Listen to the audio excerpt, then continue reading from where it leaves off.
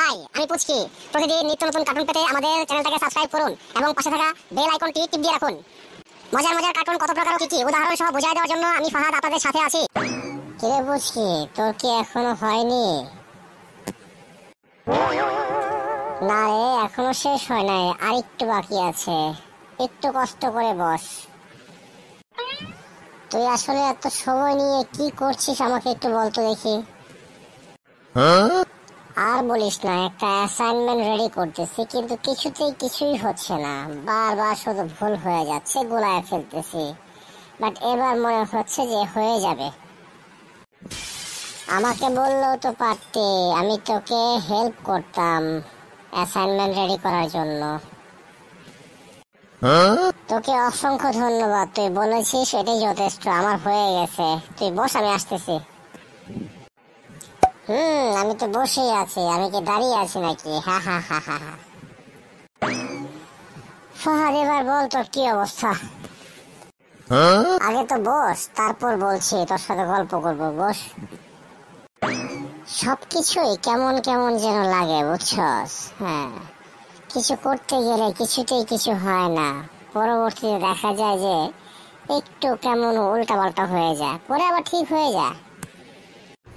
যেমন যেমন পড়তে বসলেই সব সময় মার কথা মনে পড়ে যায়, তো পড়া তখন আর হয়ে ওঠে না, বুঝতে পারছিস? কারণ মাকে তো আর ওভাবে কখনো পাইনি। অনেক ছোটকালে মাকে হারিয়েছি, আর বাবাই আমাকে এ পর্যন্ত বড় করতেছে। জানিস ফাহাদ, খুব কষ্ট হয় যখন মাকে মনে পড়ে, তখন খুব কষ্ট হয়।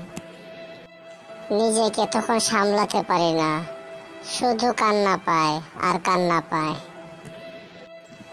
মন খারাপ করিস না পুচকি, এটাই তো দুনিয়ার নিয়ম। তোর মতো তো আমারও তো মা নাই, আমারও তো শুধু বাবা। এরপরও তো শক্ত হতে হবে, বুঝতে পারছিস? তা অবশ্য ঠিক বলেছিস, কিন্তু মনটা যে মানে না রে। তোর মতো আমারও মার কথা মনে হলে প্রচুর পরিমাণে কান্না পায়। এরপরও তো সবকিছু ওভারকাম করে সামনের দিকে এগিয়ে যেতে হবে, আমাদের লক্ষ্যে পৌঁছাতে হবে। দুনিয়ার নিয়ম নীতি এত নিষ্ঠুর কেন রে? কেন এই নিয়মে মাকে আগে নিয়ে যায়? কেন কষ্ট হয় এরকম বুকের ভিতরে? সবাই একসাথে বেঁচে থাকলে কতই না মজা হতো, তাই না রে? আমিও জানি না রে এরকম নিয়ম নীতি কেন নিষ্ঠুর হয়, তবে এগুলোর ব্যাপারে আল্লাহ তাআলাই ভালো জানে, আমরা তো কিছু বলতে পারবো না।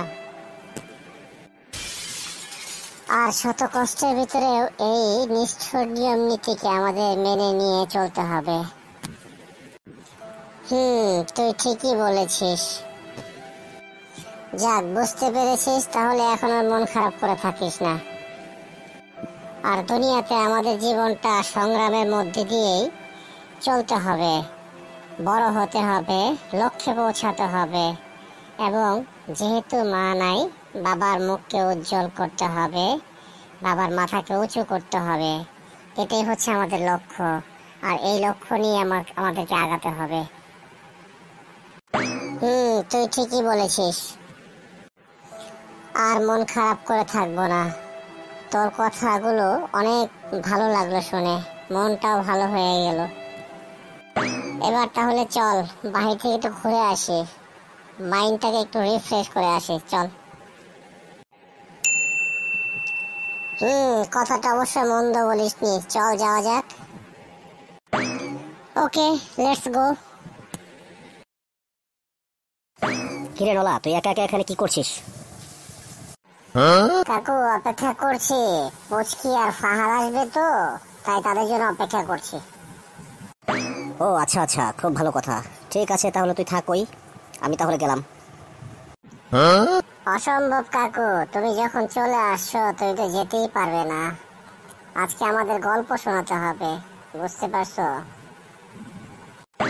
হ্যাঁ মামা, নলা ঠিকই বলেছে, আমিও চলে এসেছি। বাহ, সবাই তো হাজির। হ্যাঁ, এখন আমি কি করে যাই? আজকে তো ইচ্ছা ছিল তোদেরকে আমি কোনো গল্প শোনাবো না। মামা তোমাকে গল্প শোনাতে হবে, একটু হলে শোনাতে হবে, কারণ আজকে পুচকির মনটা অনেক খারাপ, বুঝতে পারছো? কেন রে, পুচকির আবার কি হয়েছে? ওর মন খারাপ কেন? মামা আজকে ওর মার কথা অনেক বেশি মনে পড়ছে, তো তাই ওর মনটা অনেক খারাপ। পড়তে বসেও অনেক কিছু গোলায় ফেলতেছিল, কোন লক্ষ্যে যেমন পৌঁছাতে পারতেছিল না। পরে শেষ পর্যন্ত পারছে অবশ্যই, বাট এরপর মনটা খারাপ। তাহলে তো কাকু তোমার তো চলে যাওয়ার কোনো রাস্তাই নাই, গল্প তো তোমাকে শোনাতেই হবে।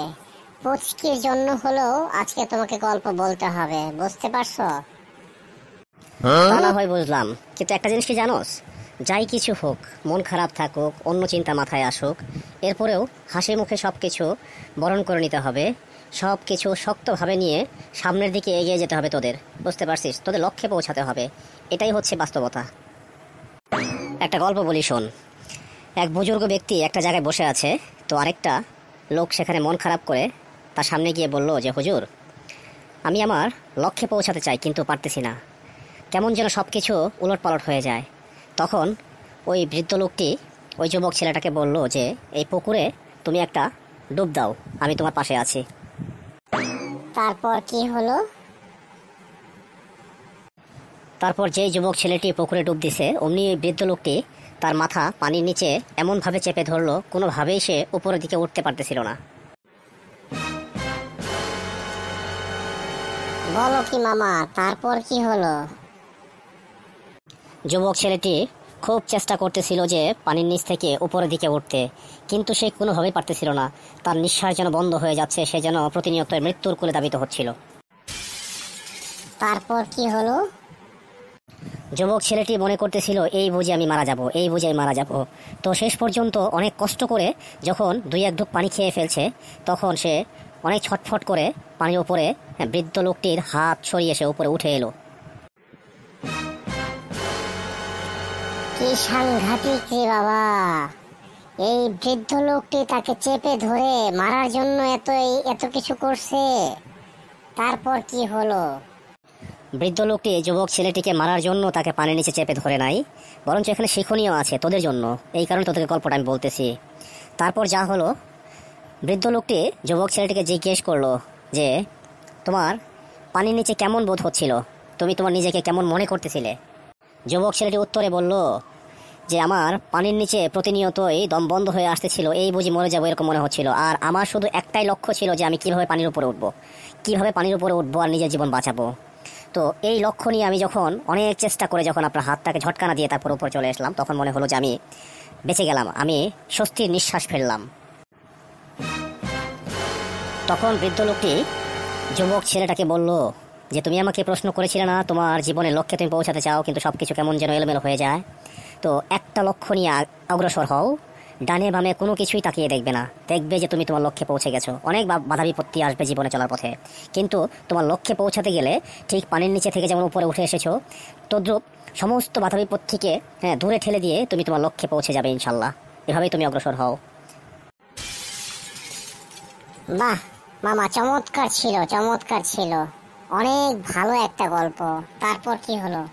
তারপর যুবক ছেলেটি ওই বৃদ্ধ লোকটাকে শুকরিয়া জানিয়ে ধন্যবাদ দিয়ে ওখান থেকে বিদায় নিল। খুব ভালো লাগছে গল্পটা, খুব ভালো ছিল গল্পটা।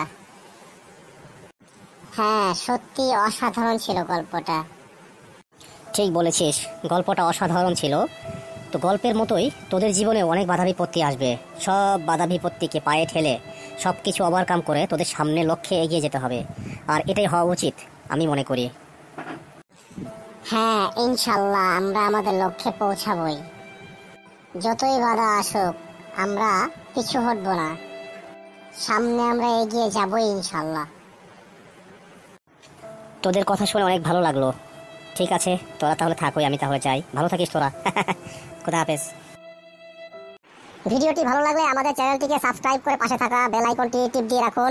প্রতিদিন নিত্য নতুন কার্টুন আপনারা পেয়ে যাবেন। ধন্যবাদ।